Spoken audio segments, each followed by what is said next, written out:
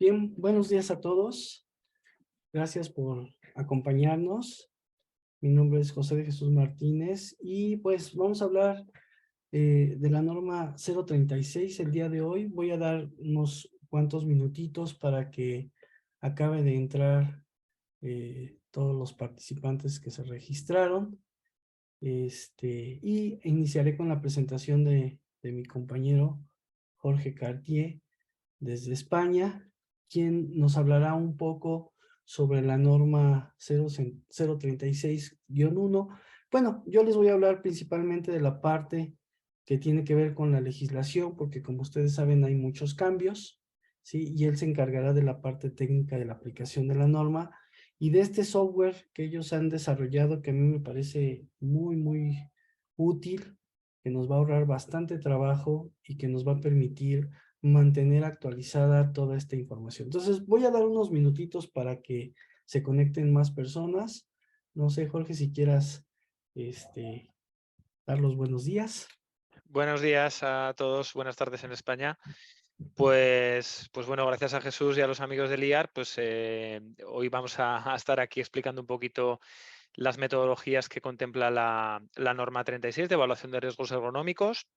5 metodologías en total, muy similares, que veremos de una forma más o menos rápida y ágil, intentaremos, y su aplicación también con la aplicación Ergosoft Pro, a través de la cual pues vamos a poder evaluar de una forma bastante sencilla, sin complicarnos con los cálculos, pues cualquier situación de este tipo, ¿no? Manipulación manual de cargas y empuje y tracción de cargas.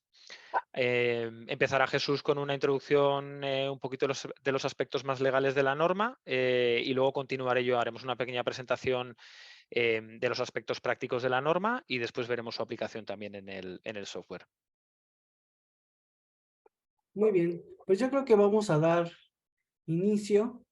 Este, Como les decía, está con nosotros Jorge Cartier, él es experto ergónomo y consultor allá en España, ya nos platicó de qué se va a hablar, y pues también hablaremos de este software que se llama Ergosoft, que hoy en día ya está en línea y que podemos, créanme, podemos trabajar excelentemente en él. Nosotros lo hemos estado utilizando para hacer nuestros estudios propios y también estudios a nuestros clientes, y la verdad es que es una herramienta muy poderosa. Diego el día de hoy no estará, pero estuvo la sesión anterior, y bueno, la empresa Next Prevención está desde Madrid, España, y pues empezaremos. Pues recordarles que estamos mucho tiempo en el trabajo, ¿no? Las estadísticas dicen que el 35% de nuestra vida será relacionada con la actividad laboral, y que la mitad de nuestro día de trabajo se invierte pues en actividades laborales. Entonces, la parte de los riesgos psicosociales y de los riesgos ergonómicos son cosas que se deben tratar y que deben de ser resueltas, porque si no, finalmente acaban impactando en nuestra productividad. Y pues es importante que sepamos que desde el Reglamento Federal de Seguridad e Higiene, de Seguridad y Salud en el Trabajo, pues hay indicaciones sobre todo esto, y recuerden que este reglamento pues ya tiene muchos años, y sin embargo pues ya establecía por lo menos un artículo en este caso relacionado con ergonomía, y este habla de que la Secretaría promoverá en las instalaciones, maquinaria, equipo o herramientas del centro de trabajo que el patrón tome en cuenta los aspectos ergonómicos a fin de prevenir accidentes y enfermedades de trabajo. Obviamente hay empresas que con esta legislación que ya es un poquito anterior, pues empezaron a tomar acciones. Sin embargo, pues hoy en día tenemos la norma 036-1 de la Secretaría del Trabajo del 2018, que habla de los factores, o nos pide que revisemos los factores de riesgo ergonómico en el trabajo, ¿no? Recordarles que apenas hubo un acuerdo de modificación de la norma, del cual hablaremos hoy, para estar actualizados y saber qué compromisos tenemos principalmente ante esta situación, ¿no? Y bueno, eh, es importante recordarles que hay una interacción muy, muy cercana entre los riesgos físicos y los riesgos psicosociales. Una vez que terminemos, subiremos estos videos a nuestro sitio, ¿sí? Para que ustedes los puedan bajar y los puedan reproducir cuantas veces lo consideren necesario, pero es importante que toda esta información la tengan y la puedan usar pues en sus empresas. Bueno, pues la norma 36-1 de la Secretaría del Trabajo, que fue publicada el 23 de noviembre de 2018, pues básicamente nos hablaba de que a partir del 2 de enero del 2020 entrarían en vigor las siguientes situaciones, ¿no? Las medidas de prevención, la capacitación y difusión de la información relacionada con ergonomía y el seguimiento a la salud. Ajá. Luego nos daba una segunda fecha, ¿sí? En la que nos decía que el 4 de enero del 2023 tendríamos que tener ya operando las evaluaciones de factores de riesgo y las medidas de control, ¿sí? Estas evaluaciones de factores de riesgo son de las que nos hablará Jorge, ¿sí? Y que finalmente, insisto mucho, el software nos permite hacerlo nosotros con mucha facilidad, nos permite trabajar muy rápido y tener pues la información actualizada. A mí me tocó ver muchos estudios de ergonomía, muy bien hechos algunos, pero con unos costos y con unos tiempos de inversión muy altos. Entonces, esto nos va a facilitar. ¿Qué es lo que considera la norma? Esta norma en especial, porque viene una parte 2 que más adelante les comentaremos, pues nos habla del manejo manual de cargas, ¿no? Todo lo que tenga que ver con manejo manual de cargas, de los movimientos repetitivos, ¿sí?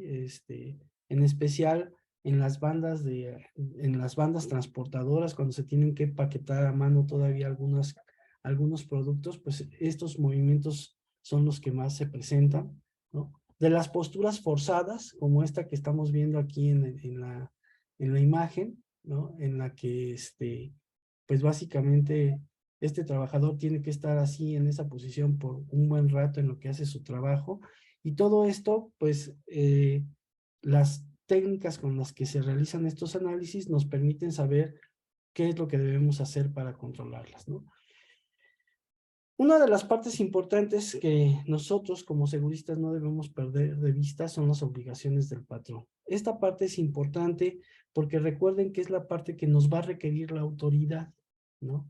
Esta es la parte auditable. Es vital comentarles que la parte que está relacionada con las obligaciones del trabajador, es vital que se las hagamos conocer a los trabajadores, ¿no? Que ellos sepan que el patrón tiene obligaciones, pero también ellos como trabajadores tienen, o todos como trabajadores tenemos obligaciones, ¿no? Entonces, las obligaciones del patrón que nos marca esta norma, básicamente es el análisis de factor de riesgos por manejo manual de cargas, ¿sí? Adoptar medidas de prevención y control para este manejo manual de cargas, efectuar la vigilancia de la salud de los trabajadores. Ahorita vamos a entrar en algunos detalles en especial de lo que se tiene que conservar, ¿no? Informar a los trabajadores, y para esto, algo que quisiera mencionarles es utilizar los videos de NAP, ¿no? Hay una serie completa que ha de tener como 10 videos, ¿sí? Que se llama Ligera la carga de Napo. Ahí está el sitio de internet. Estos videos, recuerden que son gratis, los podemos bajar.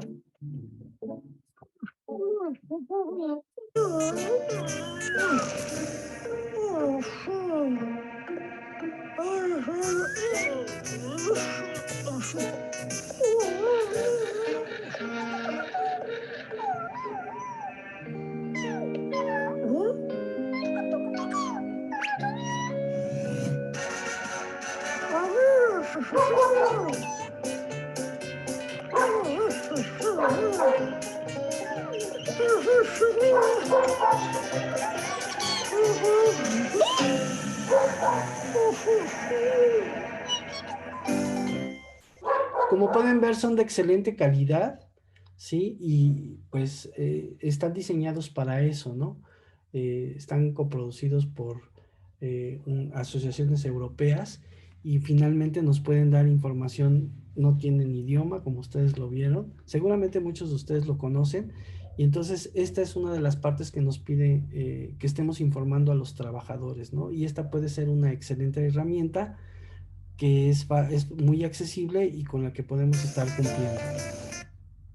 Muy bien, nos pide también que hagamos una capacitación y adiestramiento del POE.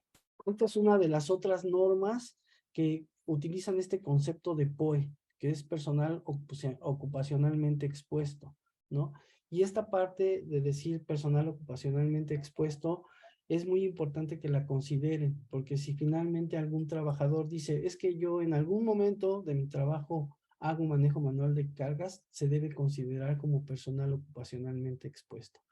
Esto nos acata un poquito a las personas que deben ser capacitadas en la materia, ¿no? Porque finalmente si alguien no maneja cargas, pues lo podemos sacar en primera instancia de esta obligación. Esta capacitación tiene que estar relacionada con la prevención de riesgos, con la instrucción teórica y el entrenamiento práctico, ¿sí? Recuerden que debemos darles instrucción teórica y debemos hacer práctica para el manejo manual de cargas. O sea, ellos van a tener que aprender cómo es la forma correcta para hacer este manejo manual de cargas. Evaluación de conocimientos y habilidades. Todo esto es auditable, o sea, finalmente la Secretaría lo puede pedir, evidencia de una evaluación teórica, ¿sí? Que nos está pidiendo evaluaciones de conocimientos y habilidades, o sea, teórico-prácticas, y de estas instrucciones y entrenamientos. Esta capacitación debe ser considerada para trabajadores de nuevo ingreso, ¿sí?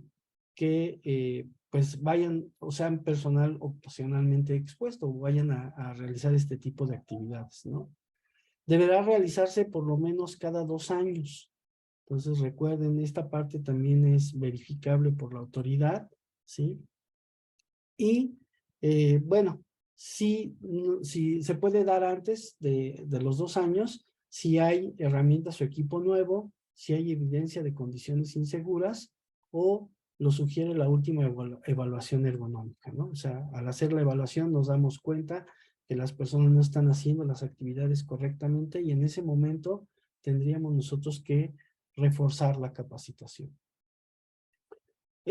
Todo esto debe de estar registrado, ¿sí? Debemos tener una relación con el nombre y puesto del trabajador, la fecha en que fue capacitado, los temas impartidos, y esta información debe de llevar el nombre del instructor y el registro de este instructor ante la Secretaría del Trabajo. Recuerden que hoy en día ya, siempre se ha hecho, ¿no? Tenemos una inspección de condiciones generales donde se revisa capacitación y adiestramiento. Tenemos la de seguridad e higiene, ¿no? Donde pues básicamente ven todas las condiciones de seguridad de la instalación, pero esta de capacitación y adiestramiento pues está tomando mucho realce. Yo he visto últimamente en este periodo inclusive de pandemia, nos han tocado clientes con más inspecciones de condiciones generales que de seguridad e higiene. Ahorita, en estos días tuvimos algunos clientes que ya empezaron a tener inspección, pero han sido inspecciones que estaban atrasadas, ¿no? Ya les platicaré más adelante qué es lo que está sucediendo. Y bueno, la norma nos dice que debemos mantener todos estos registros por 5 años, ¿sí? Entonces, es importante que si los vamos a mantener de manera electrónica, estén accesibles. Si los vamos a mantener en documentos, pues que no se dañen para que puedan ser presentados si son requeridos. La norma tiene una sección de vigilancia a la salud de los trabajadores, donde nos dice que pues debemos emitir una aptitud física para aquel personal ocupacionalmente expuesto. Y esta es la segunda norma que pide emitir una aptitud física. La otra norma que pide una aptitud física para realizar una actividad es la norma 033, que es la de espacios confinados. Entonces, nuestras áreas médicas tendrán que determinar qué tipo de exámenes físicos o de laboratorio se requieren para que estas personas obtengan esta aptitud física para realizar manejo manual de cargas. Pues digo, no soy especialista, pero me imagino que tendrá que ver con cuestiones musculoesqueléticas principalmente, ¿no? Entonces, es importante que consideremos esto. Yo les platico en nuestra experiencia, en especial con los espacios confinados. Hay empresas a las que les supervisamos acceso seguro, espacios confinados, y para ellos hacemos pues toda una serie de exámenes de nuestros colaboradores que van a ingresar o que van a supervisar espacios confinados, ¿no? Pues tienen que ver inclusive con cuestiones de espirometría y cosas de ese tipo. Entonces es importante considerarlo. Y bueno, el 23 de septiembre de este año básicamente entra en función el acuerdo de modificación de esta norma. ¿Y qué es lo que nos dice este acuerdo de modificación? Bueno, dice que se van a modificar ciertos artículos, ¿no? Son todos los que vamos a revisar ahorita, y nos dicen, contar el 5.1 se modifica. Entraba en vigor el 4 de enero del 2023, y hoy en día, con este acuerdo, entra en vigor hasta el 31 de marzo del 2024, ¿no? Y es el que habla de contar con análisis de los factores de riesgo ergonómico debido al manejo manual de cargas con base en lo dispuesto en el artículo número 7. Entonces, estos análisis ya son obligatorios hasta el 31 de marzo del 2024. Es muy probable que ustedes ya los tengan, porque pues estaban previstos ya para 2 meses. En 2 meses iban a ser obligatorios, ¿no? Sin embargo, pues bueno, hay que seguir manteniéndolos si ya los tienen, pero ahorita se cambia esta fecha y se nos da un año más. Nos habla de que también el artículo 8.3, que está relacionado para realizar actividades que impliquen manejo manual de cargas, se deberá adoptar las medidas de prevención de seguridad siguientes, ¿no? Medidas de seguridad para el levantamiento y transporte de cargas. Este artículo también entra en vigor hasta el 31 de marzo de 2024. Esta parte es importante porque finalmente, pues imagínense, ¿no? Si no tenemos estas medidas de seguridad y no mantenemos estas condiciones de seguridad, pues vamos a tener accidentes, ¿no? Entonces, esto, pues para nosotros como empresas, pues no tendría por qué esperar hasta el 31 de marzo, lo tenemos que implementar, pero legalmente o los requerimientos en caso de una inspección, pues están hasta el 31 de marzo del 2024. También modifica el artículo 8.4, que está relacionado con que los centros de trabajo deberán adoptar medidas de control solo en aquellos casos en los que el análisis de los factores de riesgo ergonómico así lo indique, ¿no? Así está establecido. Entonces, ahorita que Jorge hable del software y de las técnicas para hacer estas evaluaciones de riesgo, pues bueno, esos resultados nos van a indicar qué tipo de modificaciones o qué debemos hacer o qué tendríamos que hacer para actualizar o mejorar estas condiciones. Y luego también el 8.5, que es mucho más extenso, ¿no? Este artículo, que está relacionado con el programa de ergonomía para el manejo manual de cargas. Pero bueno, aquí el punto que yo considero más importante son las fechas programadas para su ejecución, mismas que no deberán ser mayores a un año. Habla de que una vez que nosotros detectamos un riesgo ergonómico y que establecemos cuál va a ser la medida de corrección o cuál va a ser una medida administrativa o operativa para corregir esta problemática, tendremos solamente un año o no debe ser mayor un año esta aplicación, pues para evitar accidentes, ¿sí? Y por último, bueno, creo que es uno de los últimos artículos, pues todo lo que es el capítulo número 7, que está relacionado con estos análisis de los factores de riesgo ergonómico debido al manejo de cargas. Entonces, recordarles que esto entraba en vigor el 4 de enero del 2023 y con este acuerdo, pues entrará en vigor hasta el 31 de marzo del 2024, ¿sí? Por otro lado, pues ustedes saben, tenemos un nuevo programa de inspecciones laborales de la Secretaría del Trabajo 2022, que pues también tuvo cambios relevantes. Este también fue publicado este año, el 23 de agosto del 2022. Y bueno, básicamente lo que nos dice es que todas aquellas inspecciones que fueron realizadas antes del 20 o hasta el 23 de agosto del 2022 seguirán con el proceso anterior, ¿sí? O bajo el reglamento anterior, reglamento de inspección, y tendrán pues la facilidad y los plazos que tenía este reglamento. Pero todas aquellas realizadas a partir del 24 de agosto del 2022, pues les va a aplicar el nuevo reglamento. Ahorita tenemos algunos clientes que han estado recibiendo inspecciones que fueron realizadas hasta el 23 de agosto del 2022. Todavía algunas, inclusive ahorita tenemos un cliente que tiene una inspección extraordinaria a la que ya le aplicaría ¿cómo se llama? El reglamento nuevo. Y lo que les puedo decir es que sí, o sea, les dieron 5 días para aquellas, digamos, violaciones documentales o aquellas fallas documentales que no tuvieron a la mano, ¿no? Entonces, pues va muy en serio. Y básicamente este reglamento, pues habla de que vamos a tener 5 días para todo lo que sean evidencias documentales, ¿no? O sea, recuerden todo lo que son las normas, todo lo que son estudios, los estudios de laboratorio, todo eso, todo lo que es evidencia documental, nada más tendremos 5 días a partir de que se realiza la inspección, ¿sí? En el caso de condiciones físicas, reparaciones, certificaciones, pues entonces ahí tendremos máximo 30 días. Si ustedes recuerdan, pues anteriormente se nos daban pues hasta 120 días en algunos casos, ¿no? Y pues había varias etapas del proceso de verificación. Ahorita tendremos 30 días improrrogables, entonces es importante que todo esto lo tengamos en orden. Aquí habla básicamente de esta condición, ¿no? 5 días para condiciones generales de trabajo, capacitación y adiestramiento, o sea, todo lo que son constancias de habilidades, todo lo que son los documentos de tiempo extra, todo lo que nos piden en estas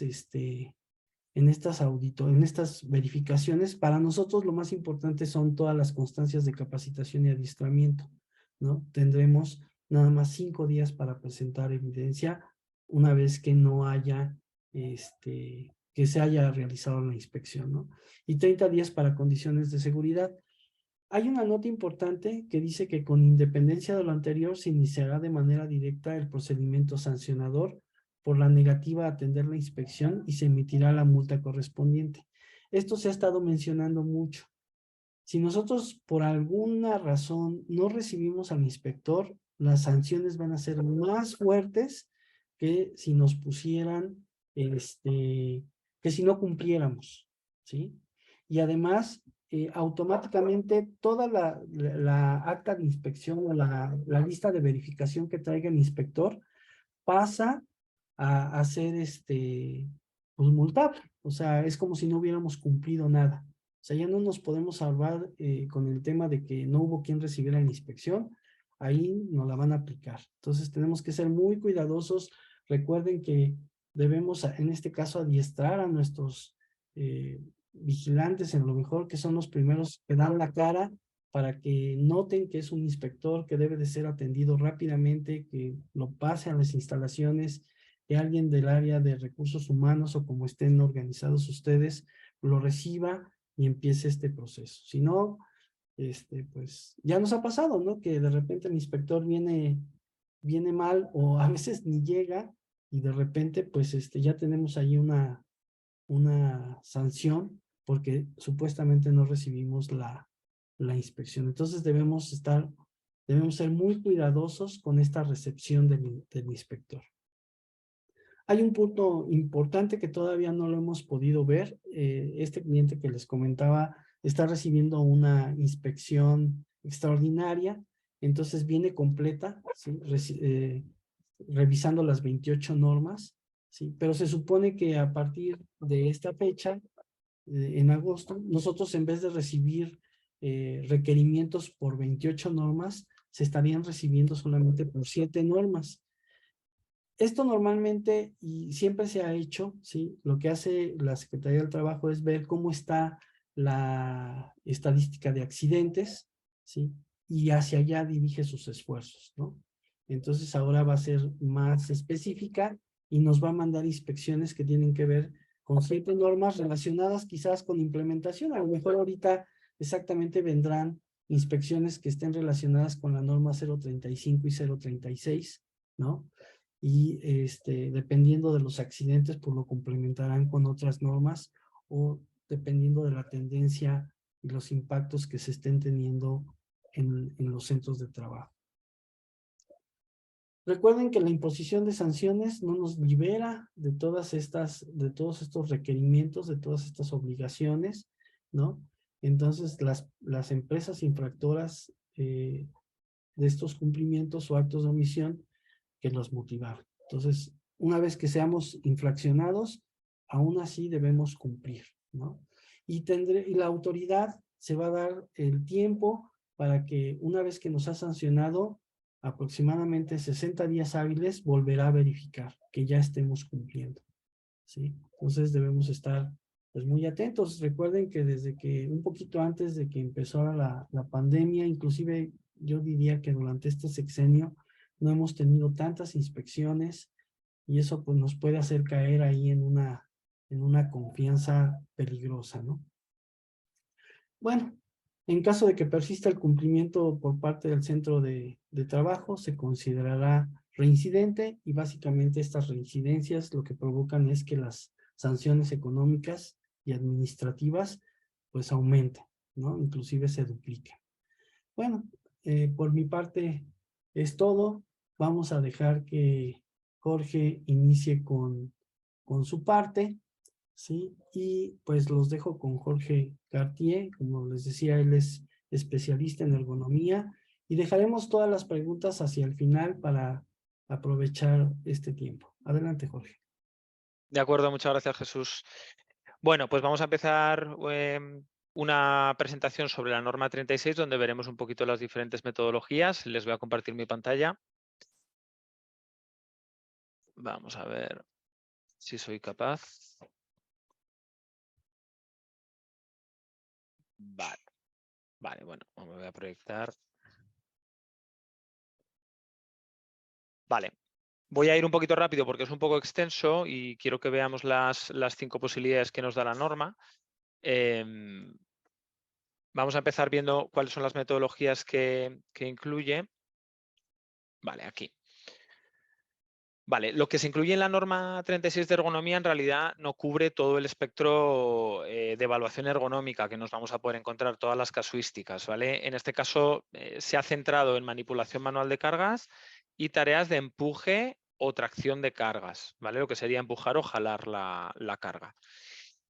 Podemos encontrar, evidentemente, como comentaba ahora Jesús también en su presentación, otro tipo de factores de riesgo ergonómico, como pueden ser, por ejemplo, las posturas forzadas, los movimientos repetitivos, etcétera, que en este caso en la norma no nos proponen una metodología para su evaluación, ¿vale? Lo que sí se nos prescribe o se nos recomienda, pues es que hagamos uso de alguna otra metodología, pues bueno, que ya existía previamente y que podamos evaluar con ella, pues este tipo de tareas que contienen estos factores de riesgo, ¿vale? Pero bueno, no está mal porque es verdad que la metodología, pues bueno, nos ofrece la norma, perdón, nos ofrece 5 metodologías que es verdad que cubre un porcentaje importante de casuísticas, ¿vale? Las metodologías que contempla, como digo, serían para manipulación manual de cargas y para empuje y tracción. Dentro de manipulación manual de cargas vamos a encontrar 3 variantes, lo que sería una manipulación sencilla de levantamiento y descenso de carga, una tarea de levantamiento y descenso que contuviera un transporte de la carga o una tarea de levantamiento y descenso de la carga entre varias personas. ¿Vale? Tendremos estas 3 variantes, veremos que son muy similares.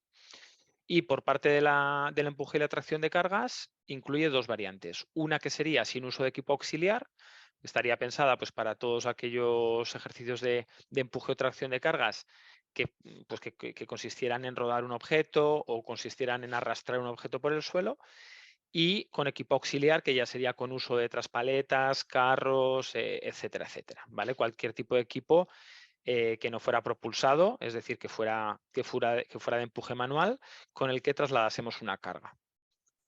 ¿Vale? Bueno. Los niveles de riesgo que contempla el método en todos los casos son estos 4, ¿vale? Lo vamos a ver que se repiten todas las metodologías, pues bajo, medio, alto o muy alto, ¿vale? Estos serían los niveles de riesgo y en función del nivel de riesgo que obtengamos al evaluar la tarea, pues deberemos de priorizar la acción preventiva más o menos, ¿vale? Un poquito según lo que se indica aquí en la tabla. Los puntajes totales que especifica ahí se refieren a cuando evaluamos las tareas, lo que vamos haciendo es ir sumando puntos.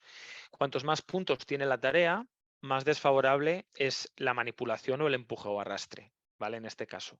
Es decir, cuanto más desfavorables sean las condiciones de la tarea, más puntos se sumarán y por lo tanto obtendremos un mayor índice de riesgo y un mayor nivel de riesgo, por ende. ¿Vale? Los rangos de puntuación que tiene cada nivel de riesgo son los que se muestran ahí en la tabla y funciona igual de la misma manera para todas las metodologías. ¿Vale? Vale. Bueno, esto sería un poco la acción preventiva, cómo deberíamos de acometer la acción preventiva en función del nivel de riesgo obtenido. ¿Vale? Pues si obtenemos un nivel bajo, evidentemente se da un seguimiento, pero no es necesaria la implantación de medidas preventivas inmediatas. Si se da un medio posible, pues ya tenemos que analizar un poquito más en profundidad la tarea y llevar un control más exhaustivo. Si tenemos alto, muy alto, pues evidentemente tenemos que implementar medidas con carácter inmediato. En el caso de muy alto, incluso la norma nos prescribe que debemos de interrumpir los trabajos hasta que consigamos disminuir ese nivel de riesgo. ¿Vale? Vale, vamos a empezar viendo las metodologías de levantamiento y descenso de cargas, de manipulación manual de cargas. ¿Vale? Como comentábamos, teníamos esas tres variantes en función de si incluía transporte o se realizaba entre más de una persona. Veremos que todas ellas van a tener en cuenta algunas condiciones comunes en la evaluación, es decir, que van a tener en cuenta algunos de los factores, van a ser los mismos, y en función de si incluyen transporte o si se hace entre varias personas, pues añadirá algún otro factor a la evaluación.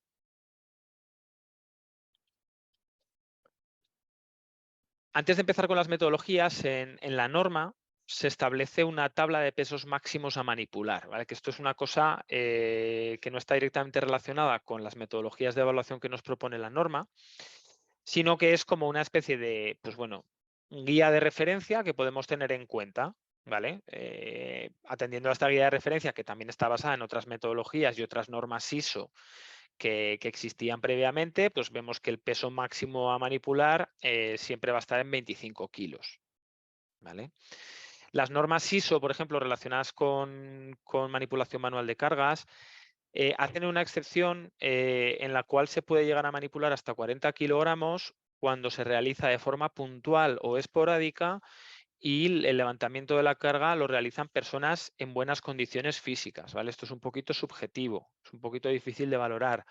Yo lo que suelo recomendar normalmente a las personas que tienen que evaluar ergonomía es que fundamentalmente se basen en tareas realizadas por varones entre 18 y 45 años y realizadas pues, con carácter puntual, ¿vale? No una tarea que se repita todos los días, sino una tarea pues, que a lo mejor se puede repetir una vez a la semana, una vez cada 15 días, una vez al mes, etcétera, etcétera, ¿vale? Que muchas veces ocurre.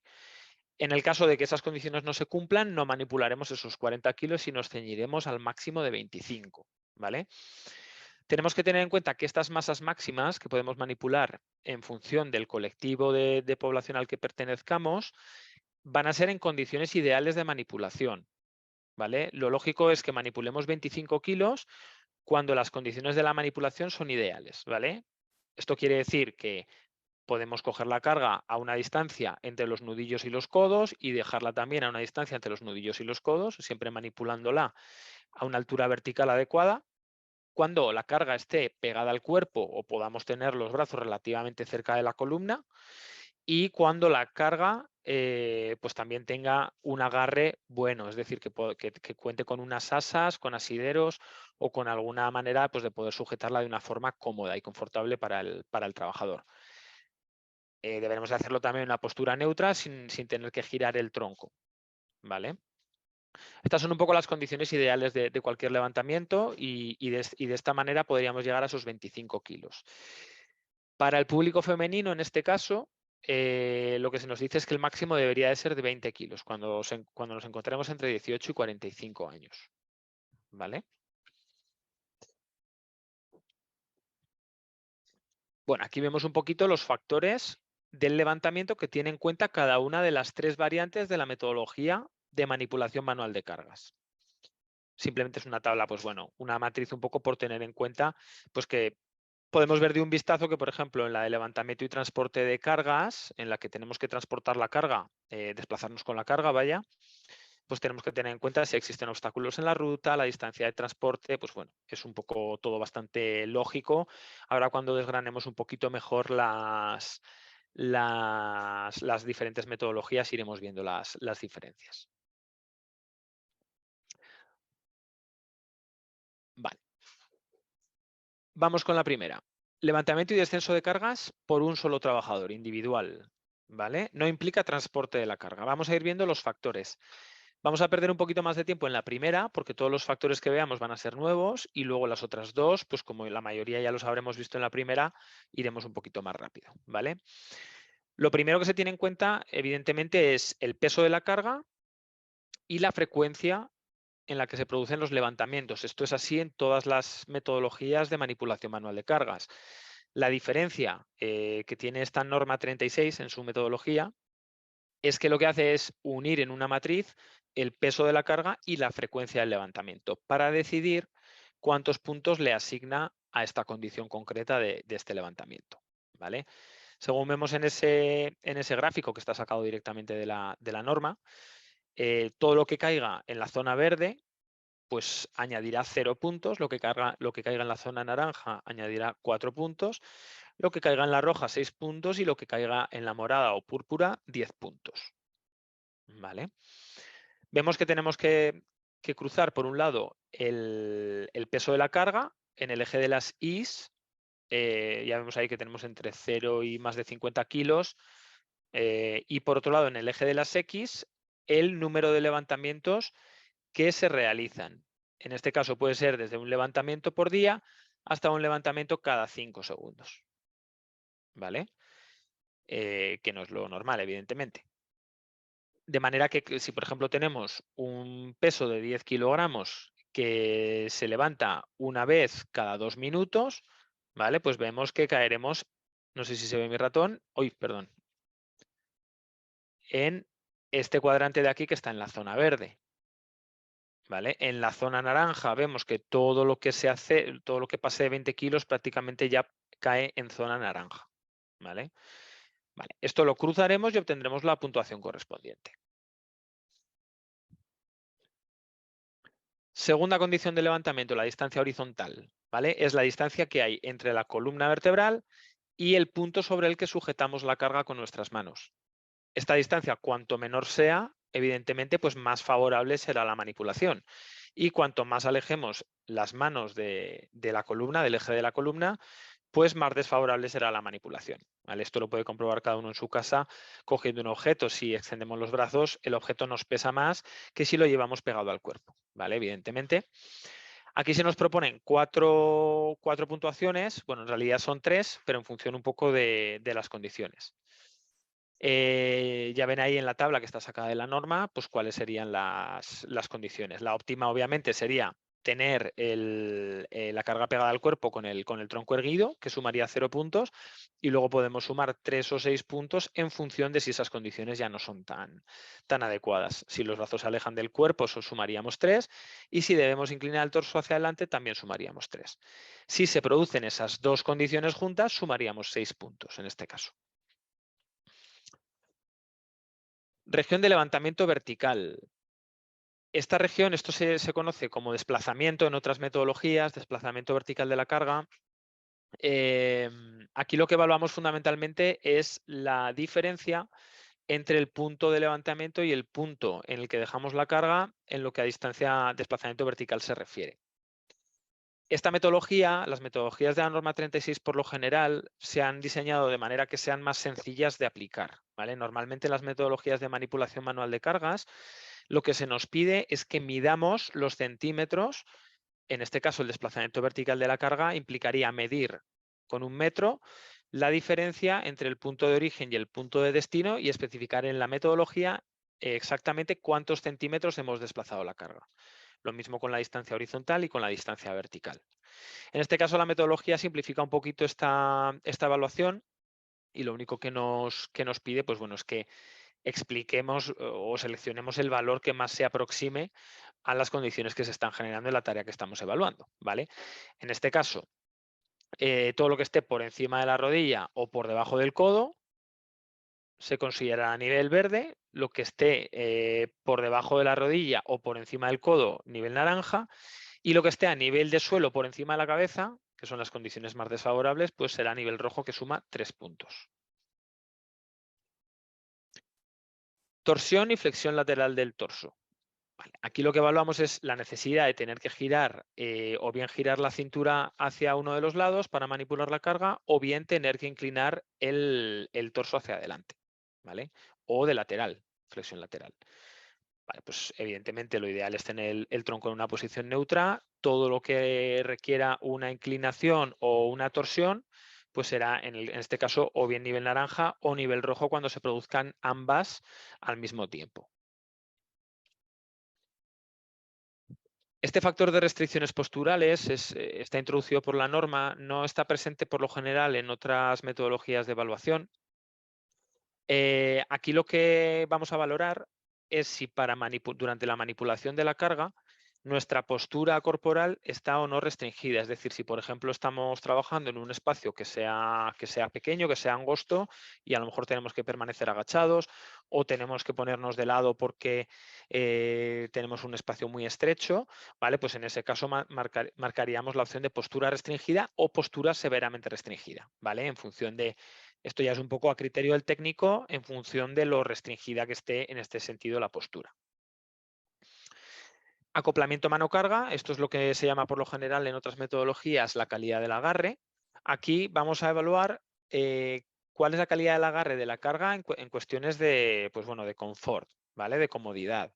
Un buen agarre sería cualquier carga que podamos sostener mediante unas asas, elementos de sujeción que han sido diseñados para este propósito, ¿vale? Un agarre regular podría ser o bien un contenedor con asas, pero que no son del todo cómodas. Se me ocurre, por ejemplo, una caja que esté troquelada, ¿vale? Que al cogerla con nuestras manos, pues se nos clave un poquito el cartón en los dedos, no sea demasiado cómodo, sería un agarre regular.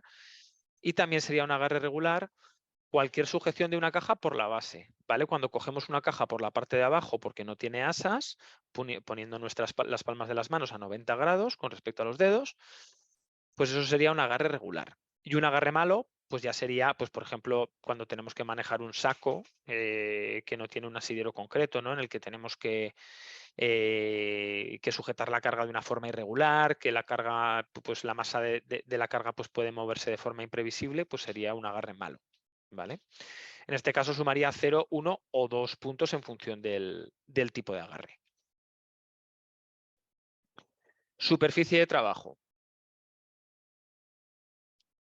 Aquí lo que vamos a valorar es el estado del piso, ¿vale? Pues si el piso está seco, limpio, regular, no tiene socavones, no tiene ningún problema, no tiene irregularidades, pues marcaríamos el nivel verde. Si tenemos piso seco pero en malas condiciones, desgastado o irregular, marcaríamos 1. Y si tenemos piso contaminado, húmedo o desnivelado, superficie inestable o calzado inadecuado, marcaríamos el nivel rojo, que sumaría 2 puntos a la muestra. Por último, tenemos la valoración de otros factores, ¿vale? Aquí lo que hacemos es valorar cualquier otra cosa que se esté produciendo durante la manipulación de la carga y que puedan dificultarnos de alguna forma esa manipulación, ¿vale? Aunque no estén directamente relacionadas con la carga, ¿vale? Como estamos hablando, por ejemplo, de que exista un nivel de ruido alto, de que exista una iluminación deficiente, de que existan corrientes de aire, de que exista una temperatura pues muy alta o muy baja, ¿vale? Cualquier cosa de estas las vamos a valorar aquí. Si localizamos un factor de riesgo de estos que hemos comentado, marcaremos el nivel naranja, y en el caso de que haya 2 o más, marcaríamos el nivel rojo, ¿vale? Que sumaría 2 puntos. Vale, estos serían las condiciones que valoraríamos en la primera metodología de levantamiento y descenso de cargas individual, ¿vale? Iríamos sumando las puntuaciones de los diferentes factores y obtendríamos una puntuación total que se ubicaría en uno de los rangos de puntuación que hemos visto en la primera diapositiva. Vamos a ver ahora las otras 2 metodologías de levantamiento, que van a ser mucho más sencillas porque consisten fundamentalmente en lo mismo. Lo que pasa es que vamos a ver qué otros factores del levantamiento tienen en cuenta para completar esa evaluación. En el caso del levantamiento y transporte individual de carga. Vale. Peso de la carga y frecuencia de levantamiento, distancia horizontal, se valoran exactamente igual que en el anterior método que hemos visto. En ese caso sería lo mismo. La carga asimétrica sobre el torso sí que la vamos a valorar aquí porque al incluir un transporte de la carga es un factor que tenemos que tener en cuenta. Lo ideal, evidentemente, es tener la carga con una distribución a derecha e izquierda simétrica, es decir, que colocamos las manos de forma simétrica sujetando la carga para que la masa de la carga se distribuya de forma igual en ambos lados del cuerpo, en ambos brazos. En el caso de que sea asimétrica, pero mantengamos el cuerpo en posición vertical, sumaríamos un punto. Si lo transportásemos con una sola mano, sumaríamos 2 puntos, y si apoyásemos la carga encima del hombro, ¿vale? Como podría ser el caso de un saco, sumaríamos 3 puntos, ¿vale? Que sería la más deficiente de las condiciones. La segunda metodología, perdón, la segunda metodología. En esta metodología de transporte también tendremos en cuenta que las restricciones posturales, el acoplamiento mano-carga, es decir, el agarre, el estado del piso o superficie de trabajo y los factores adicionales, esto de otros factores que hablábamos de ruido, iluminación, temperatura, se evalúan de la misma forma. Y vamos a añadir aquí la distancia de transporte.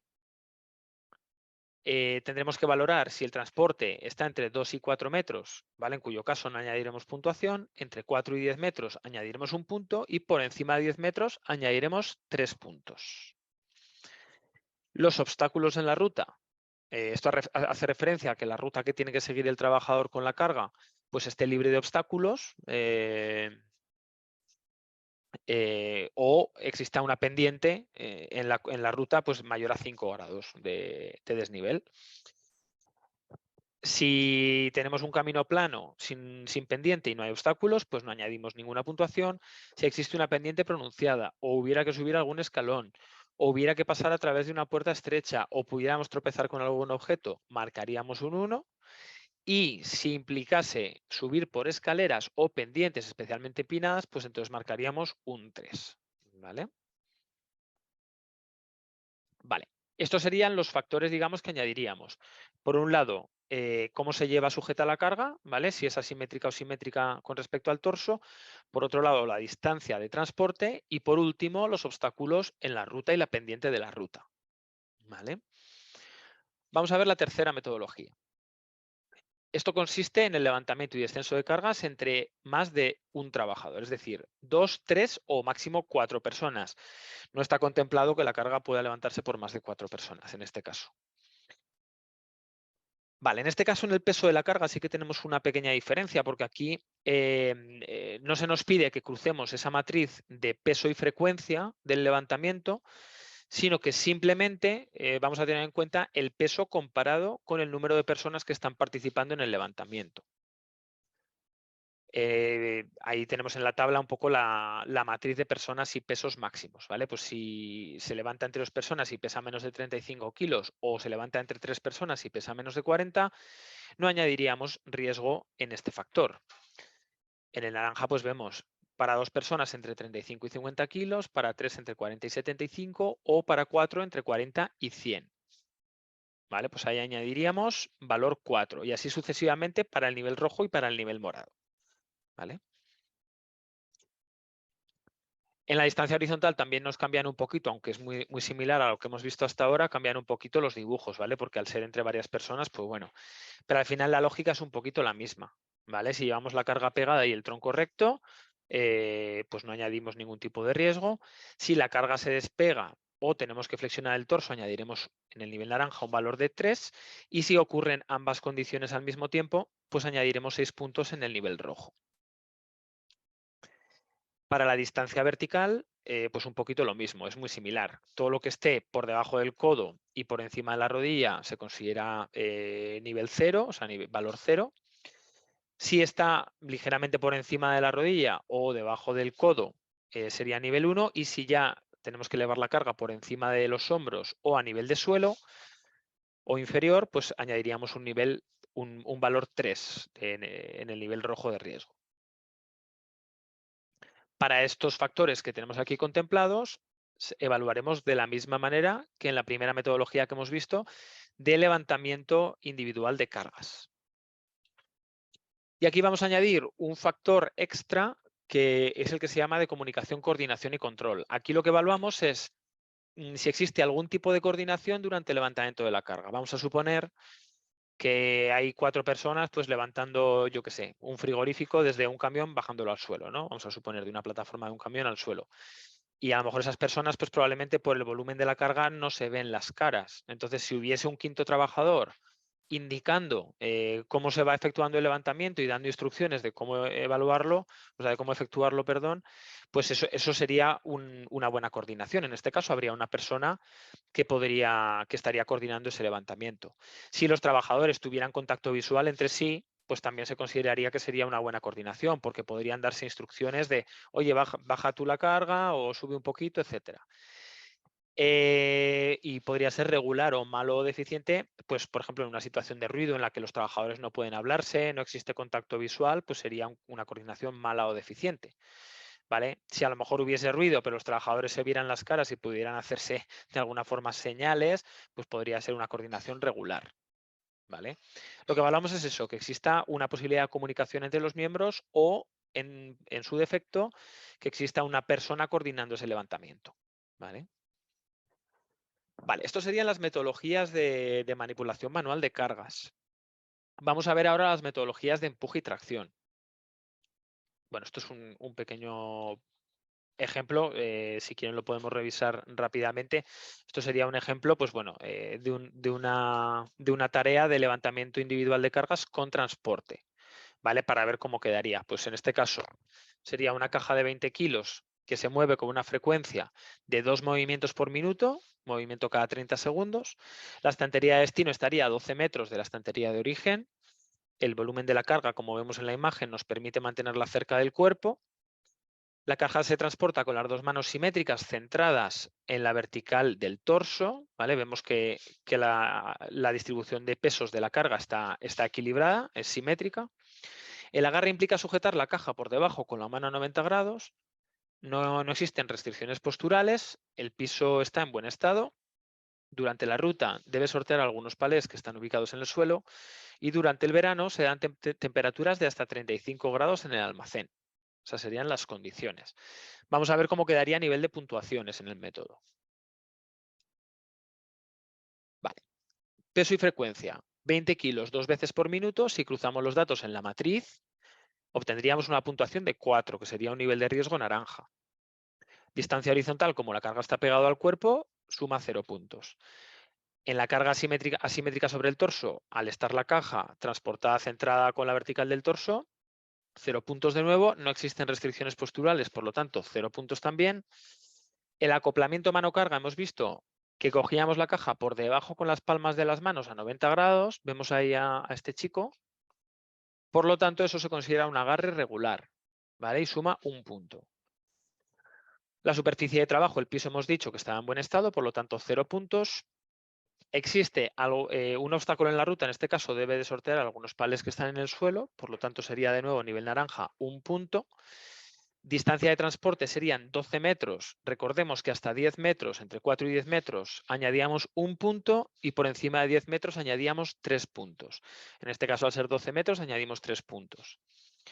Y en otros factores, que era donde evaluábamos pues la temperatura, el ruido, la iluminación, las corrientes de aire, etcétera, pues al haber un factor de riesgo presente, en este caso una temperatura muy alta en verano, añadiremos 1 punto. Si hacemos la suma, pues encontramos que el índice de riesgo va a ser de 10 puntos, ¿vale? Y si transportamos ese índice de riesgo a la tabla de niveles de riesgo que hemos visto al principio de la presentación, pues veremos que 10 puntos supone un nivel de riesgo medio posible. Por tanto, sí requiere acciones correctivas a corto plazo, ¿vale? En este caso, en la norma, entre el medio posible y alto significativo, a ver, la prioridad que se nos da es muy similar, ¿vale? Porque una nos dice acciones correctivas a corto plazo y la otra nos dice acciones correctivas pronto. No sé muy bien qué diferencia hay. Yo, por mi parte, entiendo que al ser alto significativo, evidentemente, pues deberemos de ser más ágiles en la introducción de medidas correctoras, ¿vale? no nos quedemos solamente con el nivel de riesgo. Creo que es importante tener en cuenta el índice, el puntaje, ¿vale? Porque dentro de un mismo nivel de riesgo, pues no es lo mismo estar en un 6 que en un 12, evidentemente, ¿vale? Entonces, pues bueno, si estamos en un 6 será mucho más fácil bajar a 4 para tener un nivel bajo aceptable. Si estamos en un 12 será mucho más complicado, ¿vale? En este caso del ejemplo, estamos en un 10.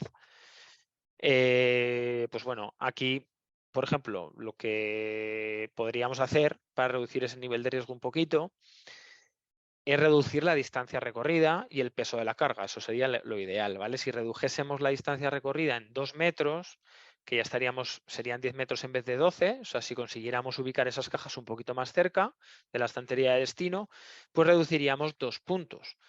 Y si redujésemos el peso de esas cajas en otros 2 kilos, pues ya podríamos reducir otros 2 puntos. Por lo tanto, reduciríamos 4 puntos y pasaríamos de 10 a 6. Seguiríamos estando en un nivel medio posible, ¿vale?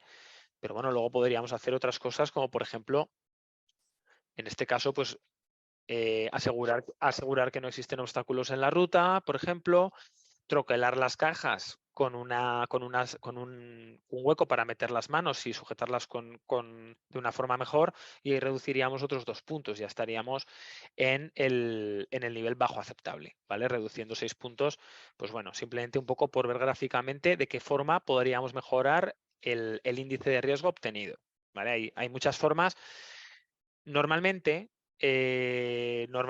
reducir la frecuencia es complicado, porque eso normalmente pues, responde a razones productivas, y reducir el peso de la caja también suele ser complicado, porque normalmente las cajas, cuando vienen de un proveedor, pues vienen con un determinado peso, ¿vale? Eso suele ser lo más complicado de reducir, el peso y la frecuencia, ¿vale? Pero en todo lo demás creo que sí que tenemos margen de mejora, ¿vale? Margen de acción. Vale. Vamos a ver la parte de empuje y arrastre de cargas. Vale, empuje y arrastre de cargas, pues aquí, como comentábamos al principio, incluiremos cualquier tarea que implique empujar o jalar una carga, bien sea de manera manual con nuestras manos o bien sea mediante un equipo. Para eso tenemos una metodología que nos evalúa si lo hacemos de forma manual y otra que nos evalúa si lo hacemos con un equipo. La diferencia fundamental que tiene la metodología de la norma 36 con respecto a otras metodologías existentes es que en la norma 36 no es preciso el uso de un dinamómetro para hacer esta evaluación. Normalmente con otras metodologías tenemos que medir con un dinamómetro la fuerza inicial que ejercemos sobre la carga y la fuerza sostenida. La fuerza inicial sería el esfuerzo que hacemos para poner la carga en movimiento, y la fuerza sostenida sería el esfuerzo que hacemos para mantener la carga en movimiento, ¿vale? La inicial siempre obviamente es mayor que la sostenida. En este caso, en la norma 36 nos quieren simplificar un poquito el trabajo y no nos piden que midamos esa fuerza que debemos ejercer. Nos van a pedir que sepamos cuál es el peso de la carga que estamos arrastrando, eso sí, ¿vale? Lo cual facilita mucho la tarea, porque es mucho más fácil pesar un determinado bulto que medir con un dinamómetro la fuerza que ejercemos al empujar o tirar, ¿vale? Vale, esto sería la tabla de factores evaluados en función de si tenemos equipo auxiliar o no. Bueno, ya vamos a ver ahora detalladamente estos factores. Vamos a empezar por las metodologías sin uso de equipo auxiliar. Vale, para el peso de la carga, el peso de la carga se cruza con el tipo de actividad, ¿vale? Existen 3 formas mejor dicho, existen muchas formas, pero la norma contempla 3 formas de empujar o arrastrar un objeto sin utilizar ningún equipo auxiliar, ¿vale? Una sería rodar la carga, otra sería girar la carga sobre la base y la tercera sería arrastrar directamente la carga por el suelo, ¿vale? En función de cómo lo hagamos, de cuál de estas 3 tipos de actividad llevemos a cabo, vamos a tener un límite u otro de rangos de peso, ¿vale? Entonces vamos a tener que cruzar el peso con el tipo de actividad para obtener la puntuación de riesgo. En este caso, la primera opción, rodar la carga, ¿vale? Sería pues el ejemplo que vemos en la imagen, ¿no? Como rodar, por ejemplo, una bobina o algo similar, ¿no? Algo cilíndrico, evidentemente. pues ahí vemos un poco los pesos máximos que podemos empujar o jalar sin riesgo hasta 400 kilos, con una puntuación de 2 puntos de 400 a 600 kilos, con una puntuación de 600 a 1000, 4 puntos, y con una puntuación de 8 puntos para las cargas de más de 1000 kilos, ¿vale? Que ya me parece que es una barbaridad, sobre todo por el riesgo más allá que ergonómico, el riesgo de seguridad que entrañaría, ¿no? Manipular rodando una carga mayor a 1000 kilos, ¿no? Pero bueno, todo puede ser. Si lo que hacemos es girar la carga sobre su base, pues bueno, evidentemente tenemos un límite mucho más bajo de la masa que podemos manipular, sin riesgo hasta 80 kilos, como vemos en la tabla. Y si lo que hacemos es arrastrar, jalando o deslizando el objeto, también podría ser empujándolo a través de un fleje, como se ve en la imagen, o empujándolo pues, directamente el objeto sobre el suelo, pues hasta 25 kilos no tendríamos riesgo y todo lo que supera los 25 kilos ya sí tendría riesgo, ¿vale? Esto es en cuanto a la masa del objeto, al peso del objeto, pero después vamos a tener que valorar también el resto de características del levantamiento, lógicamente, ¿no? La primera, la postura del tronco. Lo ideal es que el tronco, evidentemente, se encuentre en postura neutra, es decir, vertical, erguido, y tengamos las manos sujeten el objeto entre la cadera y el hombro. ¿Vale? Pues bueno, como vemos ahí en la imagen, sería una postura neutra y las manos están en este caso entre los codos y los hombros para empujar ese objeto que está empujando este señor. Sería razonable y sumaría 3 puntos al índice de riesgo en el caso de que o bien tuviésemos que inclinar el cuerpo en la dirección del esfuerzo, o estuviese flexionado o torcido, o las manos estuvieran por debajo de la altura de la cadera. ¿Vale? Como vemos ahí en la imagen, que el señor está inclinando el torso en la dirección en la que está empujando la carga. Y sería pobre o deficiente en el caso de que tuviéramos que inclinar mucho el cuerpo o llevarlo por un lateral, como vemos ahí, o pues eso, con las manos por detrás, bueno, pues como se ve un poquito en las imágenes. Ahí sumaríamos 6 puntos al índice de riesgo. Siguiente factor, como siempre, acoplamiento mano-carga, calidad del agarre, ¿vale? Pues si tenemos un asa más o menos cómoda a través de la cual podamos empujar o tirar del objeto, no sumaremos puntuación de riesgo, es decir, será un agarre bueno y por tanto sumará 0 puntos. Si hay zonas de agarre, pero solo nos permite un agarre parcial, ¿vale? Como vemos ahí en la imagen, pues sumaremos 1 punto. Y si el agarre es pobre o deficiente, no tenemos ninguna manera de agarrar y tenemos que hacerlo ejerciendo una presión hacia adentro, por ejemplo, como se ve ahí en la imagen, sumaremos 2 puntos al nivel de riesgo. Lo siguiente es el patrón de trabajo. El patrón de trabajo es lo que mide de alguna manera un poquito la frecuencia con la que realizamos la tarea. Lo que identificamos aquí es si la operación es repetitiva, para que fuera repetitiva se considerarían 5 o más movimientos por minuto, ¿vale? Que eso es mucho, porque son un movimiento cada 12 segundos, es mucho. Y también tendremos en cuenta si el trabajador tiene autonomía para decidir el ritmo de trabajo que lleva o no, ¿vale? Así como las pausas que se puede ir tomando o los pequeños descansitos que se puede hacer, ¿vale? Si el trabajo no es repetitivo y el ritmo de trabajo lo fija el trabajador, consideraremos que no hay riesgo en este sentido. Si existe trabajo repetitivo, es decir, se producen 5 o más manipulaciones por minuto, pero el trabajador tiene oportunidades para descansar, marcaremos un punto. Y si el trabajo es repetitivo, pero además no hay descansos ni formales ni informales, marcaremos 3 puntos.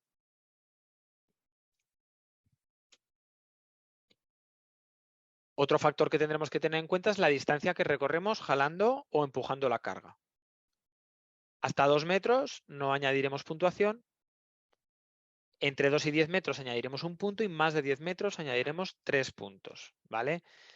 En estos casos, aquí lo que se hace referencia es que si las distancias que se hacen con la carga no siempre son iguales, si son variables, lo que haremos es coger una muestra de 5 viajes o 5 ejecuciones y ahí haremos el promedio para interpretarlo como la distancia promedio, que por tanto será la que tengamos en cuenta en la evaluación, ¿vale? Porque nos podemos encontrar situaciones en las que pues no siempre recorramos la misma cantidad de distancia en unos u otros ejercicios. Vale. Superficie de trabajo. Aquí vamos a valorar cuál es el estado del piso. De nuevo, como veíamos en las otras metodologías de levantamiento de cargas, evidentemente, si vamos a rodar una carga o vamos a arrastrarla por el suelo, es importante el estado del piso. ¿Vale? Aquí vamos a valorar que esté limpio, seco, que esté nivelado, es decir, que no haya rampas, que sea firme, o sea, que sea duro, ¿vale? Que no sea un suelo blando y que no esté dañado, existan socavones o exista, pues bueno, que de alguna forma esté irregular, ¿vale? Sumaremos 0, 1 o 4 puntos en función de si es bueno, razonable o deficiente. Obstáculos en la ruta. Aquí vamos a valorar de nuevo, como veíamos en el levantamiento de cargas con transporte, si existen obstáculos que dificultan pues eso, el transporte de este objeto mediante empuje o tracción. ¿Vale? En el caso de que exista algún escalón o rampa empinada, marcaríamos un 2. Y en el caso de que existan 2 o más tipos de obstáculos, pues marcaremos un 3, que sería pobre o deficiente. Vale. Por último, tendremos en cuenta si existen otros factores que afecten negativamente a la manipulación. ¿Vale? Aquí tendremos en cuenta, un poquito de la misma manera que lo teníamos en cuenta en las metodologías de levantamiento, factores ambientales adversos, ¿vale? Como puede ser iluminación pobre, temperaturas extremas, corrientes de aire, etcétera, ruido.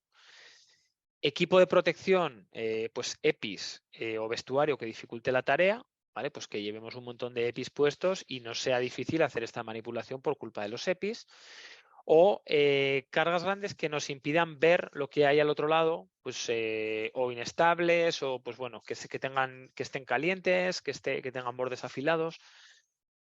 Todo esto tendremos en cuenta. En el caso de que exista más de un factor presente, se sumará 2 puntos. Si solamente tenemos uno de estos factores presentes, sumaremos un punto. Y si no hay ninguno, pues evidentemente 0 puntos. Ahora vamos a ver la segunda metodología de empuje y tracción de cargas, que sería haciendo uso de un equipo auxiliar. Por equipo auxiliar entendemos cualquier equipo que no venga propulsado, es decir, que no sea ni eléctrico ni tampoco por combustión.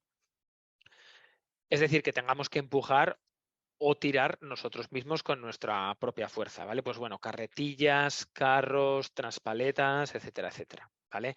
No meteríamos, por ejemplo, transpaletas eléctricas. Evidentemente, una transpaleta eléctrica, el trabajador no tiene que hacer ningún tipo de esfuerzo de empuje ni de tracción, por lo tanto, no entrarán en esta evaluación, ¿vale? Porque al final es una máquina que se mueve de forma autónoma. Vale. Vamos a tener en cuenta, igual que veíamos en la metodología anterior, aquí en lugar del tipo de actividad tendremos en cuenta el tipo de equipo auxiliar. ¿Vale? Si utilizamos un equipo auxiliar pequeño con una sola rueda, como podría ser, por ejemplo, una carretilla de este tipo, los límites de peso que podamos manipular son los descritos en esta tabla. ¿Vale? En este caso hay 5 límites porque se incluye que en el caso de que la carga manipular exceda la capacidad que marca el propio equipo, en este caso la propia carretilla, pues directamente el riesgo es inaceptable. Detendríamos ahí la evaluación porque evidentemente no podemos manipular un peso superior a la capacidad nominal que está especificada en el equipo de trabajo. ¿Vale?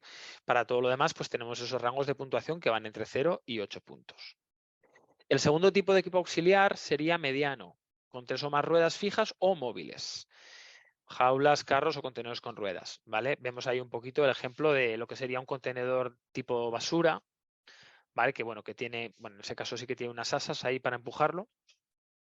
Digamos que el apoyo tiene más de un punto de apoyo, no es como la carretilla, por lo tanto lo podemos empujar o tirar de una forma más sencillo que en el caso anterior y por tanto podremos manipular una mayor carga, ¿vale? Ahí vemos la tabla de puntuaciones.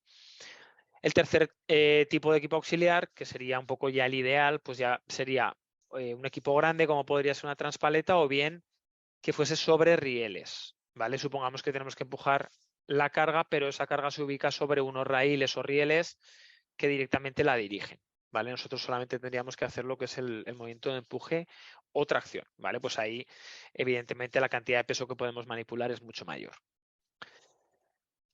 Vale. En este caso, de nuevo, tendremos en cuenta la calidad de la postura durante la manipulación del equipo auxiliar, pues bueno, si es buena, razonable o deficiente, los criterios son exactamente los mismos que veíamos en la metodología anterior, ¿vale? Buena sería con el tronco erguido en posición neutra y con el asidero entre los hombros y las rodillas. Razonable pues sería ya cuando tenemos que inclinar ligeramente el torso en dirección a la carga. Y pobre o deficiente, pues ya cuando tengamos que manipular el equipo auxiliar de forma lateral o inclinar severamente el torso o agacharnos, etcétera, etcétera. El acoplamiento mano-carga, la calidad del agarre y el patrón de trabajo repetitivo que comentábamos de 5 veces por minuto sería con los mismos criterios que en la metodología vista anteriormente. Aquí nos cambia un poquito la distancia por viaje. Al ir con un equipo auxiliar tenemos más margen de distancia que podemos recorrer comparado con arrastrar o rodar una carga. En este caso, hasta 10 metros no añadiría nivel de riesgo. Entre 10 y 30 metros añadiría un punto y más de 30 metros añadiría 3 puntos. Tendremos en cuenta también la superficie de trabajo, la existencia de obstáculos, escalones o rampas empinadas en la ruta y otros factores como los factores ambientales que comentábamos, los EPIs o la ropa inadecuada, para valorar también esa manipulación de la carga.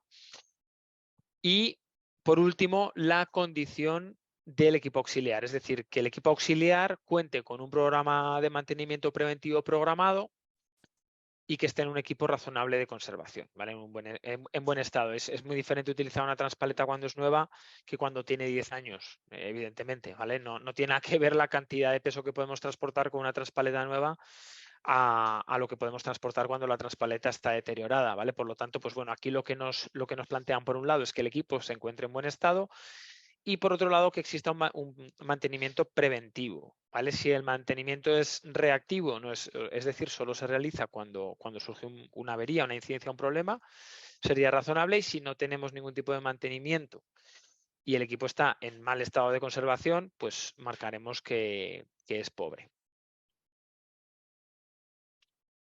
Vale.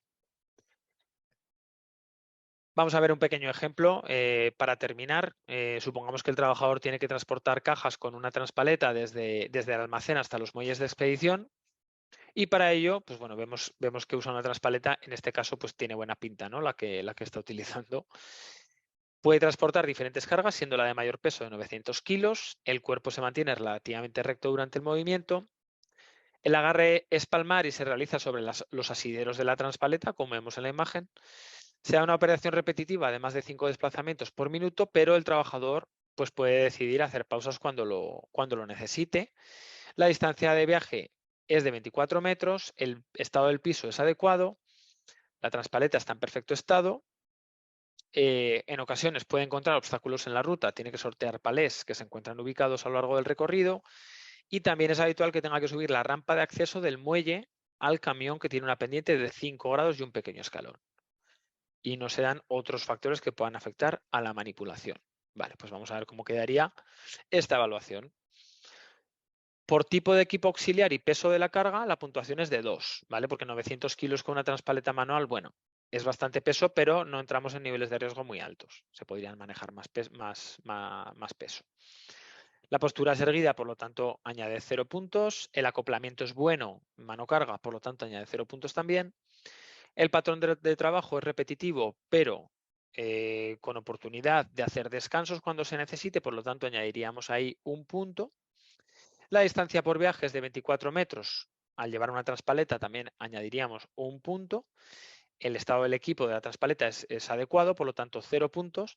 La superficie de trabajo está en buen estado, por lo tanto 0 puntos. Y existen más de un tipo de obstáculo en la ruta. Existe bueno, un escalón, una rampa y además existen palés que nos dificultan durante el recorrido, por lo tanto 3 puntos. Y no se dan factores ambientales adversos, tampoco se da ropa, vestimenta y EPIs que dificulten la tarea, y tampoco estamos manipulando una carga que nos impida la visibilidad. Por lo tanto, 0 puntos. La suma total de esto pues, nos da 7 puntos, un índice de riesgo de 7, que trasladado a la tabla de niveles de riesgo, vemos que se encuentra en un nivel medio a posible. De nuevo, como habíamos visto en las operaciones de levantamiento, aquí entre 5 y 12 sería un nivel de medio a posible, ¿vale? ¿Qué cosas podríamos hacer para mejorar esta manipulación? Pues lo más fácil parece eliminar los obstáculos de la ruta, ¿no? Que al final, pues bueno, también podríamos mejorar el enrase para que no hubiera ese escalón entre la rampa del muelle y el camión y la caja del camión a la que accede el trabajador. Podríamos también reorganizar la tarea para que el trabajador combinara distancias más largas con distancias más cortas y de esta forma evitar que la tarea fuese repetitiva, es decir, que no se produzcan 5 repeticiones por minuto en promedio. ¿Vale? Poder estar por debajo, con eso ahorraríamos también un punto. Vale. Con estas medidas, partiendo de un nivel de un índice de riesgo de 7, si redujésemos 4 puntos aplicando todas estas medidas propuestas, pasaríamos a 3, que ya se encontrarían en el nivel de riesgo bajo aceptable, ¿vale? Para que vean un ejemplo de cómo podríamos reducir ese nivel de riesgo. Obviamente es muy fácil hablar sobre el papel todo lo aguanta, ¿no? Que se suele decir, luego cada uno cuando tenga que aplicar estas correcciones en real, pues ya es más complicado, ¿vale? Vale, con esto terminaríamos un poquito la presentación de lo que son las 5 metodologías. Voy a abrir un pequeño turno de preguntas ahora mismo, que veo que además hay gente levantando la mano. Y luego pasaremos a ver brevemente el software, ¿vale? Que una vez hemos entendido cómo funcionan los métodos, el software lo vamos a entender súper fácil y además vamos a ver de qué manera nos va a facilitar la vida evaluar con el software con respecto a hacerlo de forma manual. Vamos a ver si me apaño. Vale, José Arturo Covarrubias pregunta. Se menciona que no se incluye la evaluación para movimientos repetitivos. ¿Qué tipo de evaluación recomiendan para homologar dicha evaluación con el resto que marca la norma? Yo para movimientos repetitivos, personalmente existen diferentes metodologías, pero siempre recomendaría la metodología OCRA. ¿Vale? La metodología OCRA es la más extendida, de hecho, yo es la que utilizo casi siempre. También existe una variante que se llama OCRA Checklist, que está basada en la misma metodología, pero que es un poquito más sencilla. En el software están incluidas ambas. Yo suelo usar la metodología nativa, que es OCRA, en la cual vamos a especificar el número de acciones técnicas que realizamos en cada ciclo de trabajo, ¿vale? En el software existe un pequeño tutorial y también pueden realizar alguna pequeña formación que les explica cómo identificar, cómo utilizar esta metodología. Ahora cuando vayamos a la parte del software les explico dónde está la información relativa por si quieren darle una pequeña leída, ¿vale? No sé si hay alguien más que haya levantado la mano. Un segundo.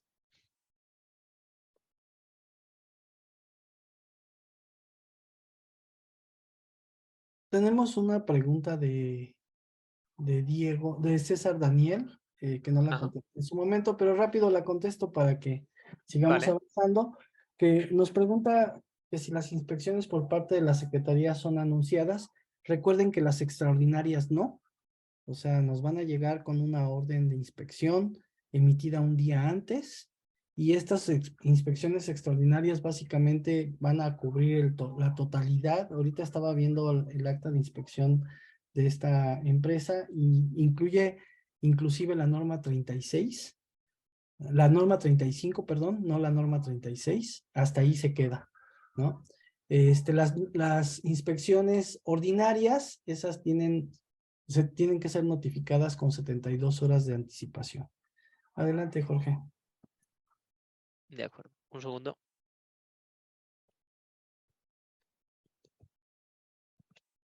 Vale, no sé si hay alguna pregunta más.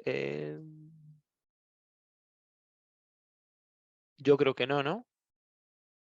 Vale. De todas formas, ahora cuando veamos el software, si al finalizar tienen alguna otra pregunta, pues la resolvemos ahí sobre la marcha.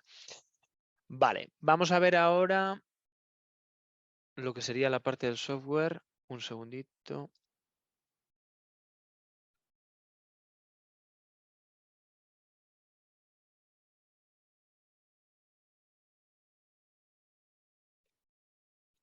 Voy a compartirles. Vale. Vale, ahí ya deberían de estar viendo. Es correcto. Vale, de acuerdo. Vale, no sé si el software lo habrán utilizado alguna vez, la verdad es que no sé si lo han adquirido, si lo han utilizado algunos de ustedes. En el software lo que vamos a hacer, esta sería la pantalla principal. Lo que vamos a tener es una estructura de empresas. Cada empresa va a tener una serie de centros y cada centro va a tener una serie de puestos de trabajo, y para cada uno de esos puestos de trabajo pues vamos a ir pudiendo evaluar tareas diferentes, ¿vale? Tengan en cuenta que cuando hacemos una evaluación ergonómica, lo que evaluamos no es directamente el puesto, sino que lo que evaluamos son las tareas que se dan en ese puesto, ¿vale? Porque dentro de un puesto de trabajo vamos a poder encontrar pues, tareas de posturas forzadas, tareas que impliquen manipulación manual de cargas, tareas que impliquen movimientos repetitivos, ¿vale? Puede ser que tengamos diferentes factores de riesgo. Incluso dentro de un mismo factor de riesgo vamos a tener tareas que impliquen un nivel distinto de riesgo, porque pueden producirse manipulaciones de características diferentes y por tanto deberíamos de evaluar todas ellas por separado para estimar si alguna de ellas pues, nos genera un riesgo significativo de ergonómico, ¿no? Entonces, por tanto, evaluaremos siempre tareas. En este caso, bueno, yo voy a hacer una pequeña prueba añadiendo una empresa para ver las metodologías de la NOM 36. Vamos a crear un puesto de trabajo y un puesto de trabajo. Vale, y aquí vamos a ver las metodologías que contempla la norma 36. Antes de empezar, lo que comentaba el compañero Arturo, si no recuerdo mal, eh, para obtener información acerca de las metodologías que contiene el software, además de todas las ayudas contextuales que tiene, ¿vale? A través de estas IEs de información, estos iconitos, ¿vale? Hay bastante ayuda y bastante información acerca del funcionamiento de cada una de las metodologías.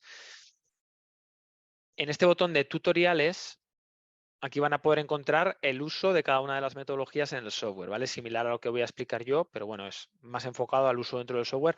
Es muy sencillo, pero bueno, por si acaso, sí que existe alguna metodología como el método OCRA, que comentábamos aquí, que es un poquito más complicado de utilizar, ¿vale? Un poquito más complicado, ¿vale? Hasta que lo hemos hecho 2 o 3 veces que ya, pues ya lo tenemos muy automatizado, ¿no? Pero la primera vez puede resultar un poquito más engorroso, pues ahí tendríamos un pequeño vídeo para observarlo. Y después, dentro de cada metodología a la que accedamos, ¿vale? Pues si vamos, por ejemplo, aquí, dentro de movimientos de cargas, tenemos aquí las 3 de la norma 36, la de levantamiento, la de transporte y la de levantamiento en equipo. Hacemos clic y accedemos a la pantalla de la metodología. Vale, pues aquí pulsando este botón de ayuda, también nos va a descargar un documento en PDF con información teórica sobre cómo evalúa la norma. De todas formas, como decía antes, hay muchísima información en las ayudas contextuales, ¿vale?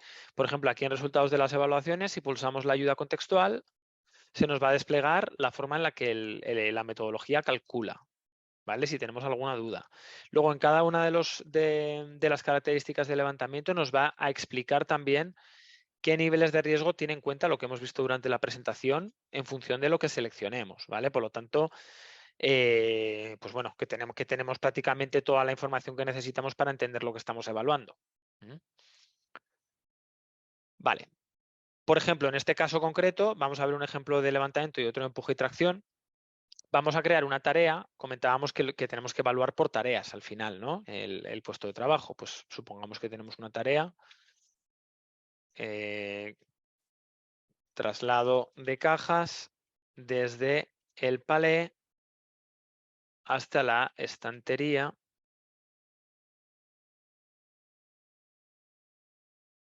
Vale, ya se nos queda aquí la tarea creada y vamos a evaluarla. Vamos a suponer que tenemos una caja de 18 kilos, pues en peso del objeto le metemos 18. En levantamientos por hora le decimos cuántas veces se levanta en cada hora. Vamos a suponer que hacemos un levantamiento cada 2 minutos, por lo tanto se producen 30 levantamientos por hora. Vamos a suponer que son cajas pequeñas, por lo tanto podemos mantenerlas aquí erguidas, o sea, con el cuerpo, con la carga pegada al cuerpo y sin flexionar el tronco. Vamos a suponer que tenemos que levantar la caja porque la estantería está un poquito alta, ¿vale? Tenemos que llegar ahí a la altura más o menos por debajo de los hombros, pero bueno, ahí a tope. Y vamos a suponer que no existe torsión ni flexión lateral del torso. Tampoco hay restricciones posturales, pues marcamos aquí. El acoplamiento mano-carga vamos a suponer que es agarre regular, porque la caja se coge por debajo. La superficie de trabajo está en malas condiciones, hay irregularidades en el suelo, por lo tanto marcaremos esta opción. Y en otros factores vamos a suponer pues, que hace mucho frío en invierno y mucho calor en verano, por lo tanto diremos que un factor de riesgo presente. Así de sencillo, marcamos todas las condiciones que influyen en el levantamiento y pulsamos el botón de calcular. ¿Vale? Y automáticamente ya se me calcula el nivel de riesgo. En este caso hemos obtenido un nivel de riesgo de bajo aceptable con un índice de riesgo de 4. ¿Vale? Aquí en esta gráfica lo que me va a especificar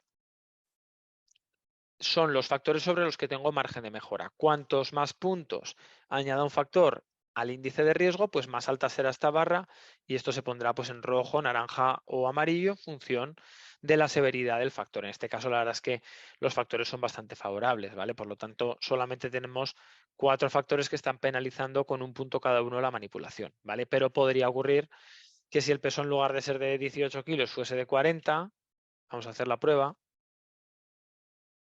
¿vale? Pues aquí en peso ya se me pone rojo porque me está sumando 6 puntos. ¿Vale?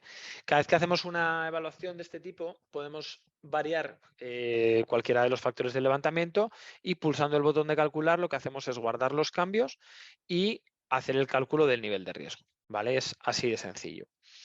Si lo que queremos después es obtener un informe en formato Word para poder publicar de alguna forma el resultado de la evaluación de la tarea, en la misma pantalla en la que estamos evaluando la tarea, pulsaremos este botón del documento que tenemos arriba que dice generar informe Word y se nos descarga un informe de la metodología concreta que estamos utilizando con una ficha de evaluación, ¿vale? Como vemos aquí.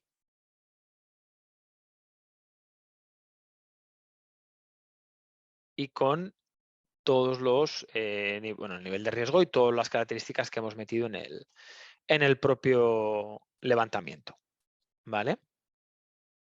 Luego el Word, evidentemente, lo podemos editar, es totalmente editable. Aquí tenemos un pequeño gestor de archivos donde podemos adjuntar fotos de la tarea, vídeos de la tarea o cualquier otro archivo que queramos aquí subir en este pequeño gestor. Si adjuntamos fotos, tengan en cuenta que la primera foto que adjuntemos aparecerá en el informe de la tarea también, ¿vale? Como informativa. Esta misma forma de evaluar la vamos a encontrar en las otras metodologías de la norma 36 para levantamiento y descenso de cargas. Es muy similar, lo que pasa es que bueno, encontraremos más o menos condiciones de levantamiento pues, en función del tipo de levantamiento que se esté realizando, si es con transporte o si es entre más de una persona. Si queremos también podemos añadir condiciones de trabajo y medidas preventivas que aparecerán también en el informe. ¿Vale? Aquí en esta tabla de abajo, pulsando el botón más, podemos añadir una condición de trabajo, una medida preventiva asociada con un responsable y una fecha límite. Las condiciones de trabajo y las medidas preventivas también pueden predefinirse, guardándose aquí con este botón en la base de datos para tener de aquí después, pues bueno, como sería en este caso que tengo yo aquí está guardada, el nivel de riesgo es demasiado alto porque la frecuencia de manipulación es excesiva en este caso. ¿Vale? Y seleccionar medida, pues se implantará el uso de un apilador eléctrico, tal. Todo esto lo vamos a poder guardar escribiendo aquí la medida preventiva y pulsando en guardar. ¿Vale? La tendríamos disponible aquí para todas las evaluaciones de riesgo que hagamos.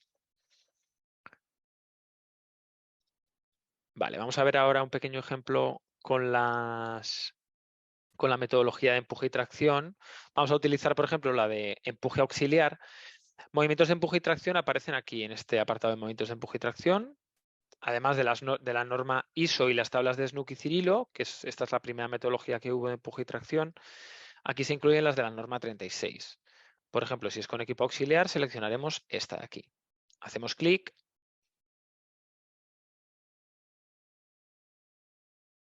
Vamos a crear una tarea también. En primer lugar aquí, pulsando el botón de más. La llamaremos tarea 1.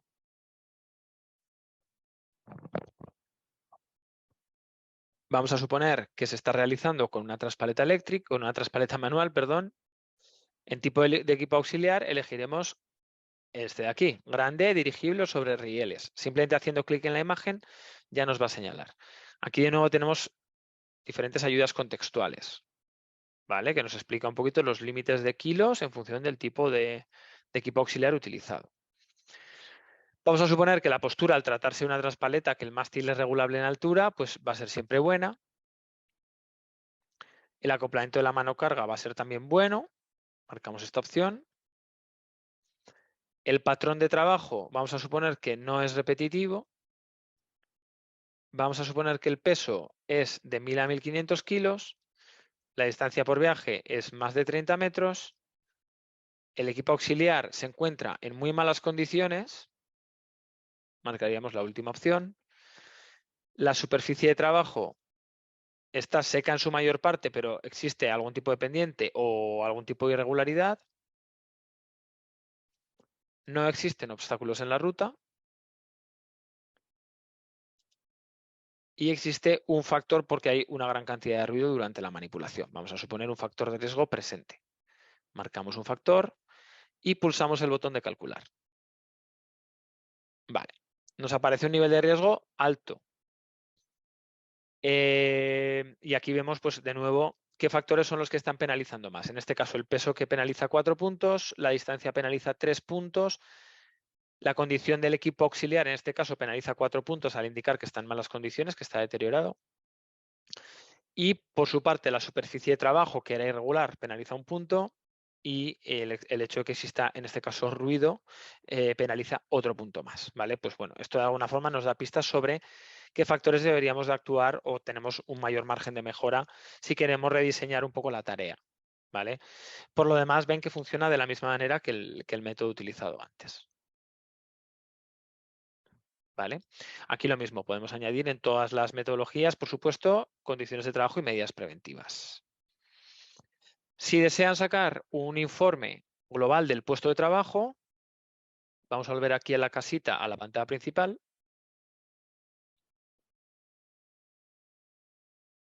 Pueden obtener un informe desde la pantalla principal seleccionando el puesto de trabajo del que quieran obtener el informe, pulsando este icono de generar el informe de Word, pero desde la pantalla principal, con el puesto correspondiente seleccionado. Ven que las tareas que vamos evaluando para cada puesto se me van añadiendo en esta tabla y yo puedo acceder a editar estas tareas o bien haciendo doble clic sobre ellas, accederíamos directamente a la pantalla de evaluación para modificar lo que quisiéramos. Vale, en este caso sería esta.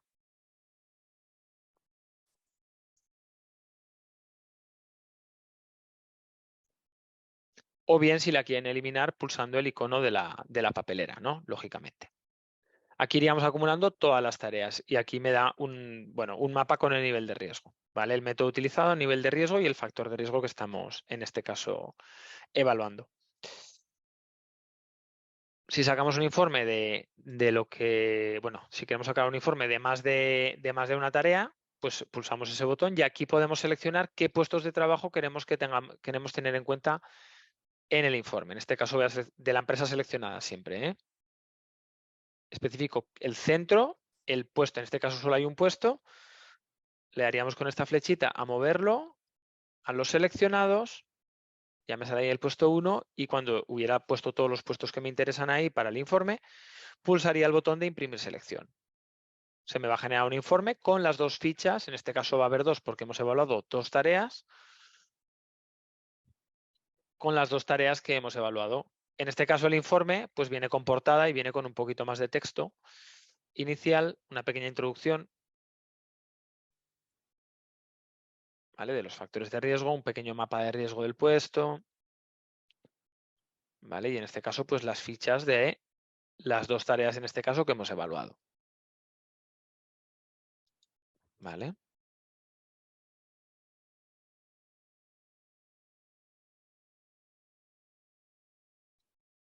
Vale. En el caso que preguntaba el compañero de los movimientos repetitivos, aquí en el apartado de movimientos repetitivos tenemos cuatro métodos, que en realidad son tres. El método Rula, que cabría tenerlo perdón, que me estoy quedando un poco a oscuras, que es que está anocheciendo aquí. Un segundo. Vamos a encender un poco de luz. Vale. El método Rula que tendría en cuenta sobre todo miembros, extremidades superiores, ¿vale? Movimientos sobre todo en brazos. Deja un poquito de lado el resto del cuerpo. A mí no me gusta demasiado, ¿vale? Creo que es más adecuado para posturas forzadas, que sí que tendríamos el reba, que es muy similar. El reba sí me gusta, el rula me gusta menos para movimientos repetitivos, ¿vale? Yo soy más partidario, como digo, de usar siempre ocra. Tendríamos también el método strain, que este se centra en movimientos repetitivos, pero es adecuado sobre todo cuando esos movimientos repetidos implican el uso de la fuerza de una forma sostenida o repetitiva. Para eso sí que sería muy adecuado. Si son movimientos repetitivos, pero que no implican el uso de la fuerza, no es adecuado. Y por último, OCRA y OCRA Checklist, que serían muy parecidos. Lo que pasa que este es en un formato checklist, digamos que es más fácil de rellenar cuando no se tiene un conocimiento específico del uso de OCRA. Y la parte y luego el método OCRA, que es el primero que hubo, que es en el que tenemos que especificar exactamente cuántos movimientos se producen durante un ciclo de trabajo, ¿vale? Para eso tendremos que grabar un vídeo y visualizarlo normalmente a cámara lenta para poder ir contando los movimientos que hace cada una de las dos brazos, el derecho y el izquierdo, por separado, y de ahí calcular los niveles de riesgo correspondientes, ¿vale? Si tienen alguna duda, lo dicho, es un método que es un poquito más difícil de evaluar. Aquí podemos introducir más de una tarea y lo que va a hacer es sumar los movimientos de todas las tareas, ¿vale? Pero tenemos que configurar también una distribución del trabajo repetitivo a lo largo de la jornada laboral, con un tiempo de trabajo y un tiempo de recuperación aquí. Entonces, bueno, es un poquito más complicado, ¿vale? Pero lo dicho, en el tutorial o en el propio documento de ayuda que incluye el método, creo que podrían, con eso se puede uno apañar bastante bien, ¿vale? Voy a terminar aquí, voy a abrir de nuevo el turno de ruegos y preguntas, por si ha quedado alguna duda en lo referente al uso del software con las metodologías de la norma 36, que es lo que nos ocupa hoy, y cierro, que nos quedamos sin tiempo. Muy bien, mira, tenemos una pregunta de Roxana de la Cruz que nos hace la pregunta relacionada con cada cuánto tiempo se debe de hacer el estudio. Hombre, en los estudios ergonómicos deben repetirse cada vez que las condiciones de trabajo cambien. Si las condiciones de trabajo no cambian, no necesitamos volver a evaluar. Complementando tu comentario, la norma no marca ningún tiempo, pero básicamente lo que se entiende es, como dice Jorge, si hay algún cambio, si hay alguna integración de algún equipo, para mejorar la operación, pues se debe de volver a evaluar. Efectivamente. Sí. También nos preguntan que cómo podemos adquirir el GOSOP. Aquí con nosotros en IAR se pueden contactar y nosotros estamos haciendo la distribución en México del software. No sé si haya alguien más con alguna otra pregunta.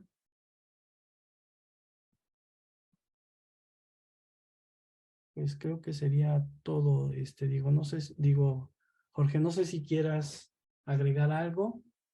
No, por mi parte creo que hemos visto un poco lo que quería ver. Hemos ido un poco rápido, ya perdonarán la, la velocidad. Lo que pasa es que al final, aunque es todo parecido, ¿no? Son muchas cosas.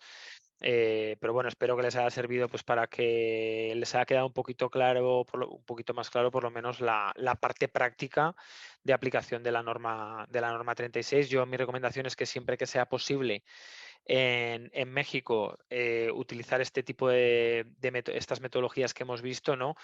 Que ya que se están incluyendo con la propia norma, que tiene un carácter de obligado cumplimiento, pues siempre en la medida de lo posible utilizar estas metodologías. Eso no quiere decir que no podamos usar otras, ¿vale? Porque yo entiendo que cualquier metodología, por lo que dice la norma, podemos utilizar cualquier metodología pues que cumpla un poco con el cometido de la evaluación. Pero yo personalmente creo que estas metodologías están bien, son bastante buenas y son bastante fáciles de aplicar, sobre todo, que también es importante. Así que en la medida de lo posible yo utilizaría estas, ¿vale? Digo lo mismo con la parte psicosocial, cuando hacemos también webinars de la parte psicosocial. En la medida de lo posible utilizar siempre la que prescriba la norma. Para todo lo demás existen metodologías y las normas ISO normalmente son bastante buenas. O sea, cualquier metodología incluida en el software con la norma ISO es bastante buena. Respecto al software, cualquier persona que quiera probarlo pues, puede disponer de una prueba gratuita también a través de IAR. creo que es una prueba de 15 días, si no me equivoco, lo digo de memoria, para hacer un test del software y ver, pues bueno, si se adapta a las necesidades de cada uno. Por lo demás, nada más por mi parte, muchísimas gracias por su participación, ha sido un placer. Y gracias a los amigos de IAR también por su hospitalidad. Y bueno, creo que nos vemos de nuevo.